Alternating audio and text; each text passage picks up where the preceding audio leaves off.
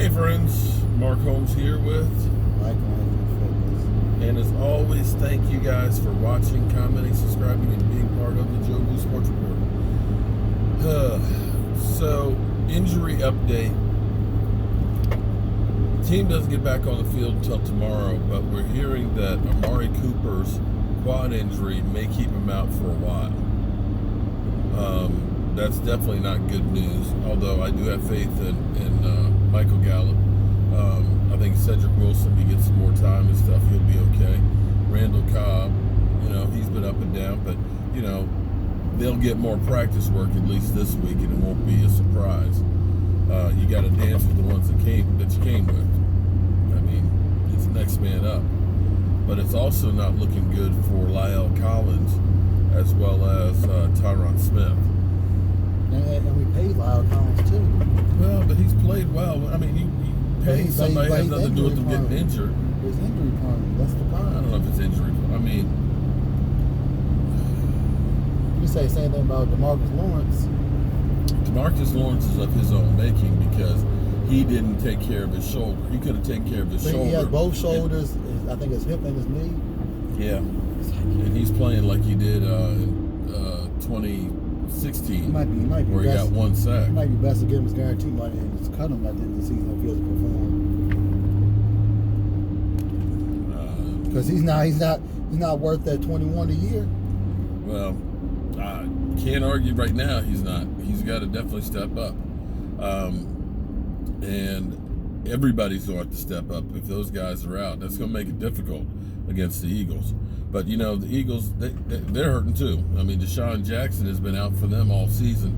He might be back, but after being gone as long as he has, will he have his speed? And his speed is his whole game. I'm not ready to give up the ship because the funny thing is like I've always said about Jason Garrett is a survivor. Yeah, because Jerry Jones. He always ends. The Cowboys perform just enough so that way he doesn't lose his job. Every single time you think that this is the end is near, the team does just enough to save his job. But I'm going to throw something else at you guys.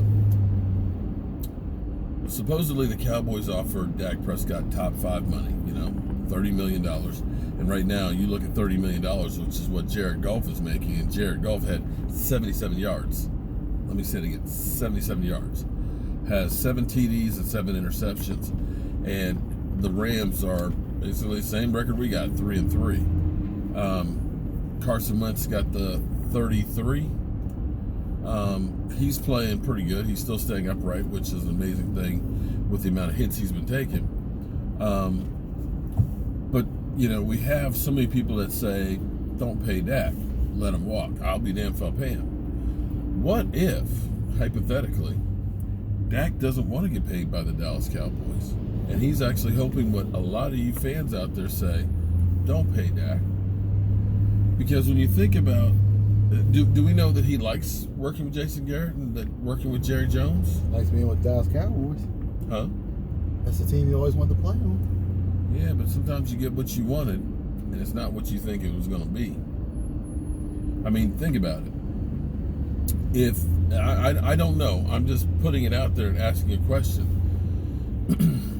But the way the offense goes with the Scott Linehan situation, and if you see the writing on the wall that nothing's going to change with Jason Garrett, is this how you want to have your career? We've seen a lot of players that raise a stake and all that to try and get out. But basically, if you just put a number out there and just say, I'm not going to sign a long-term deal, they can franchise tag you and hold you for another year. But you can't, you can franchise the second year, but then all of a sudden you get a 20% bump. And right now the franchise tag would be about 33. So if you franchise tag him a second time, you're talking about in the 40s. Could it be that Dak Prescott is not looking at being the Dallas Cowboys forever? I mean, think about how much crap he takes literally on a weekly basis, or should I say a daily basis, because he is the quarterback of the Dallas Cowboys. And guaranteed, with the lack of quarterbacks out there right now, if he were to hit the open market, he can get paid. Wouldn't you agree on that one?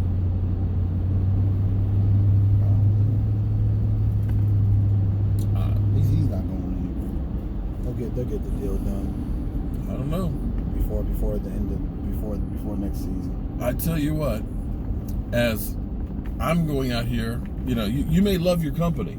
You may love your company, but the fact that I've got to have part-time job to make ends meet. What? Michael's looking at me. He's like, yeah. Yeah, because I have a part-time job. But you start looking around, basically. My situation's different. No, Dak's getting $2 million.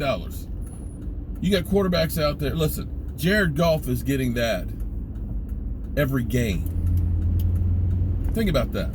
Think about that for a second. Carson Wentz and Jared Goff are making in one game what Dak Prescott is making the whole season. And so you're having to go out here and hawk all this different merchandise. So that way you're making money like the other people to keep up with the Joneses, so to speak. See what I did there? And you're taking this beating like you did last week. And the officials aren't calling unnecessary roughness like they do with quarterbacks elsewhere. You're taking this beating. You're taking less money. You are under a microscope. And you look at things with Jason Garrett, and maybe that's not changing because some people will say there's a rift that's in with the Cowboys right now.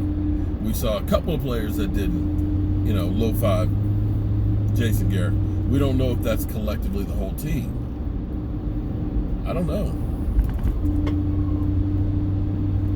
If you're Dak Prescott, maybe you are second guessing on whether or not playing for America's team is where you want to be. Undervalued, underappreciated, taking abuse, and your opportunities to win a ring with Jason Garrett just don't seem to be it. What do you think, Mike? Nothing's going to change. Even if you get rid of Jason Garrett, nothing's going to change. Jerry Jones is the problem. And that's here. Jerry Jones wants to be the coach. He's already the owner and has the other title. And herein lies the fatal flaw. So if we don't know because we're not in there every day. But now you've been there 4 years. I think it's more about Jerry Jones than it is winning. No, I think it's more about Jerry Jones than it is Jason Garrett. Well, if they're not come out and say the reality is if you bring in another coach and you hamstring them, well, then that's the same issue. It's going to become more. They're going to hamstring the hell out of it. I don't know. I'm not the man for probably just reaching for straws here because at this point of losing 3 in a row and now knowing that Amari Cooper is going to be out for some time, that's not good. And having Tyron Smith and stuff. I mean, here's an interesting thing too, because all week I've been hearing people just saying that Dak Prescott's just an average quarterback, at best. Because that's one of the quotes on Twitter I had that somebody said. Dak Prescott is an average quarterback at best. He's not the guy. He can't do it. But I then looked at this interesting thing here. They were talking about where we're trying to establish the run. On one of the scoring drives, we had 2nd and 11 and 2nd and 14. Because of establishing the run, we lost yards on the running plays, but Dak and his arm bailed us out to get us downfield to get the score. And see, herein lies the problem. We're going back to the good old run in the middle of the field, first down, we get nothing. Now it's 2nd and long. That limits your playbook. What about that daylight on either side? Those times where there's daylight on either side and you gotta go right up the middle. Yeah, well, you can't. I mean, you're gonna miss stuff. I know, but on every time there's daylight, you're gonna miss. It's gonna keep going up the middle. You gotta change that sometimes. Yeah, this is true. And watch, now Amari Cooper's out there. We'll go back to what we did last when Ziggy was gone. Oh, we don't have anybody else, so let's just try to make something of nothing. Cooper's out, oh well, we're going to lose these games.